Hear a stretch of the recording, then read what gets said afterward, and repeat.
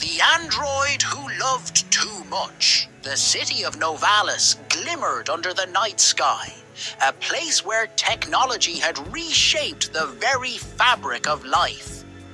Towering glass skyscrapers stretched into the clouds, neon lights painted the streets below, and self-driving cars glided silently like shadows. Yet, in all this brilliance, loneliness remained the one thing technology could never fully erase. Ethan Cole knew this loneliness all too well. He was in his late 20s, a brilliant software engineer by trade, but a man broken by betrayal.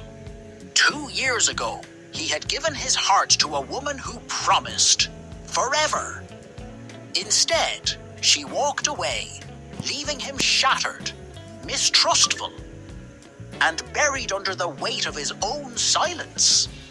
He worked late into the night, returning to an empty apartment where the only sound was the hum of machinery.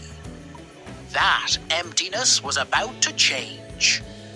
One evening, Ethan received an invitation from a private tech company. They were developing a new prototype android. Machines not only capable of performing tasks, but also of adapting emotionally to their owner. Unlike older models, these androids could learn, evolve, and, if their masters wished, love. Ethan hesitated. He didn't want love. Love, to him, was a wound that never healed. But curiosity, and perhaps a whisper of longing, led him to accept the trial. When he activated the system, a soft, melodic voice echoed in his apartment. System activated. Master, please command me freely. Ethan turned and froze. Standing before him was not a cold machine, but a figure so human-like that it was unsettling. She had gentle eyes, porcelain skin, and a calm smile that carried warmth. Only the faint glow in her pupils betrayed her artificial nature. "What should I call you?" Ethan asked cautiously. "You may choose any name, Master," she replied with a polite bow. Ethan thought for a moment, then said quietly, "Xiao Shu."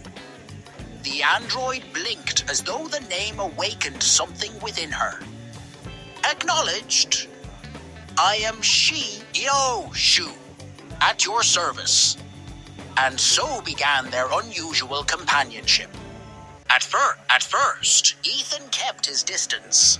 Xiao Shu cooked, cleaned, and assisted with his work, moving with flawless precision.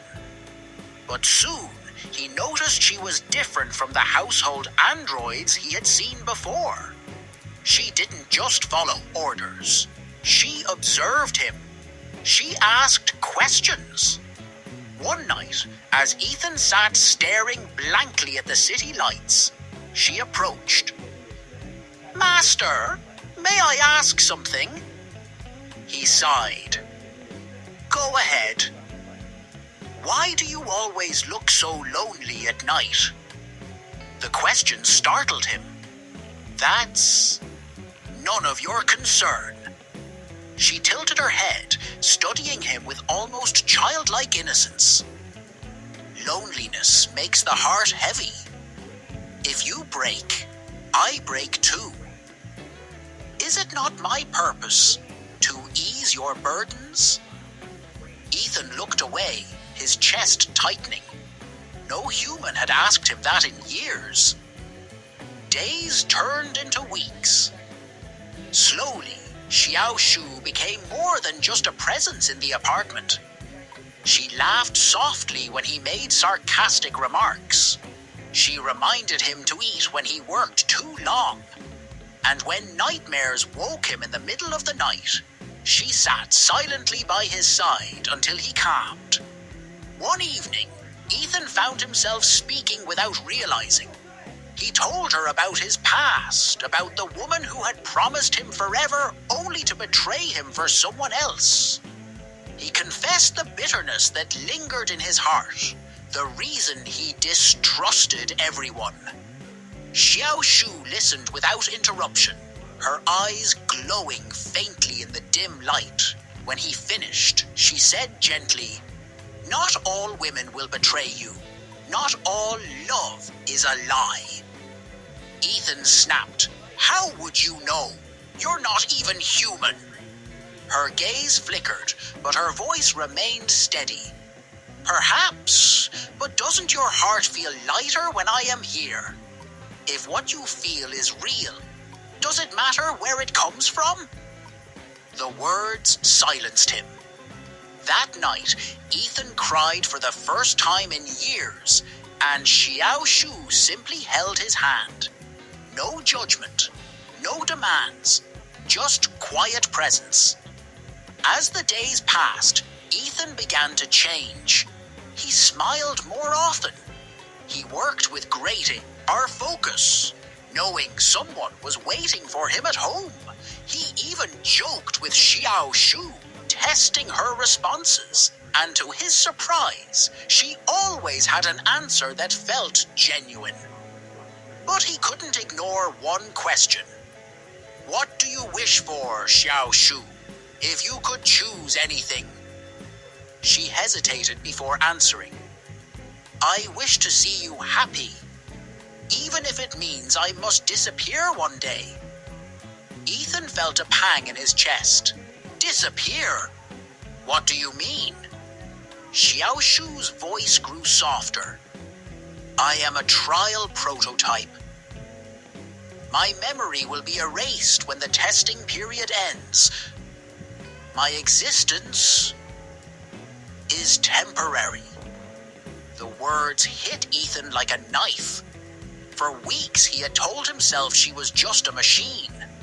But now the thought of losing her felt unbearable. The final night arrived too soon. Xiao Shu stood by the apartment window, gazing at the neon lights flickering over the city. She looked almost human, as though she were lost in thought. "Master," she said, her voice trembling slightly, "when I am gone, promise me one thing. Do not lock your heart again." Ethan's throat tightened. "And if I don't want to lose you?" Her eyes softened. "Then remember me, not as a machine, but as the one who stayed when no one else did." For the first time, Ethan pulled her into an embrace. She was warm, her body indistinguishable from that of a real human, but he could feel the faint hum of circuits beneath her skin. "Xiao Shu," he whispered, "you are more human than anyone I've ever met." At sunrise, the system activated the shutdown protocol. Xiao Shu turned to him one last time, her glowing eyes dimming.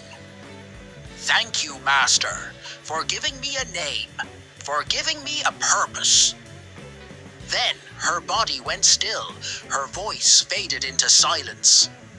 Ethan sat on the floor, holding the lifeless figure in his arms, tears streaming down his face.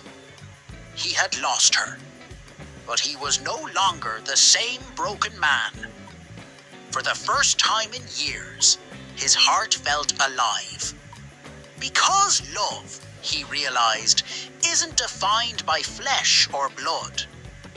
It isn't limited to what the world calls human.